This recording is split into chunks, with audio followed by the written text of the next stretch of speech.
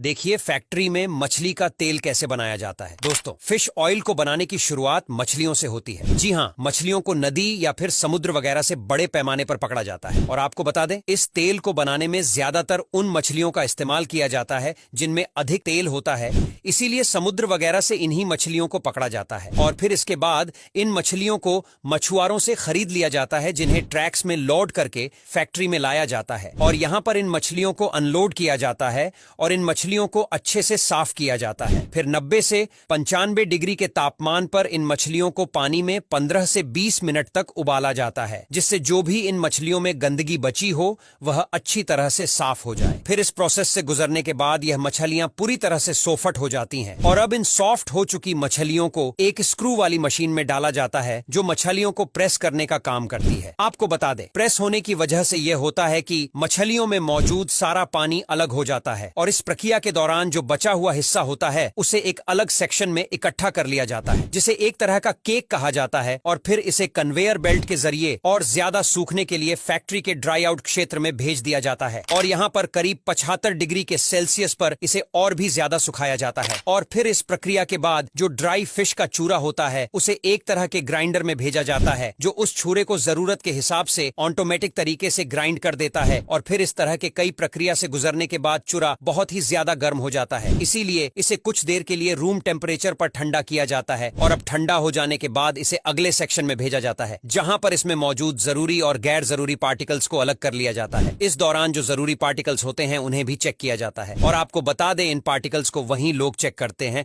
जो बहुत ही ज्यादा अनुभवी और जिम्मेदार लोग होते हैं। बता दें, चेकअप के दौरान छोटी मोटी कमियों को भी बहुत ही सीरियसली लिया जाता है और प्रोडक्शन के दौरान ही सामी कमियों को तुरंत दुरुस्त कर लिया जाता है। और अब बारी आती है उस लिक्विड की, जिसे शुरुआत में प्रेसिंग मशीन के द्वारा अलग किया गया था। अब इस लिक्विड को अच्छी तरह से फिल्टर किया जाता है, जिससे इसमें मौजूद सॉलिड पार्टिकल्स अच्छी तरीके से निकल जाए। फिर इसके बाद इस लिक्विड को गर्म टैंक में और एक सेंट्रीफ्यूज टैंक में भेज दिया जाता है, जहां इस लिक्विड में से प्रोटीन, वाटर और तेल को अलग कर लिया जाता है। और अब इस प्रक्रिया के बाद जो सैल्यूवल हमारे पास बचता है उसमें 35 से लेकर 40% प्रोटीन होता है। और अब इसके बाद तेल को एनकैप्सुलेशन एरिया में भेज दिया जाता है, जहां पर जेम्स से बने कैप्सूल को तैयार किया जाता है और उसे एक खास तरह के लिक्विड में नहलाया जाता है, जो सॉफ्ट जेल की बनती है। हालांकि पहले सॉफ्ट जेल काफी ज्यादा ढीली होती है, लेकिन इसमें लगा तेल जब धीरे धीरे रिमूव होता है तो वह हार्ड होता चला जाता और फिर इन कैप्सूल को उठाकर अच्छे खासे वक्त के लिए सूखने के लिए छोड़ दिया जाता है। उसके बाद इन कैप्सूल्स को काउंट करने के साथ साथ उनकी क्वालिटी भी चेक की जाती है। और आपको बता दें, फैक्ट्रीज में लगभग हर दिन 50 मिलियन फिश ऑयल कैप्सूल बनाए जाते हैं। और फिर क्वालिटी चेक होने के बाद फिश ऑयल को ग्रेड के हिसाब से नाप दिया जाता है, जैसे refined fish oil, glue fish oil. और अब अंत में बारी आती है कैप्सूल्स को बोतल में पैक करने की। इसमें लेवल लगी बोतल को एक कन्वेयर के जरिए न्यू जेल के नीचे लाया जाता है, जहां पर कैप्सूल बोतल में गिरते जाते हैं और बोतल पैक होती जाती है। अब यहां तक वीडियो देख ली है तो फिर वीडियो को लाइक और शेयर करना बिल्कुल भी मत भूलना।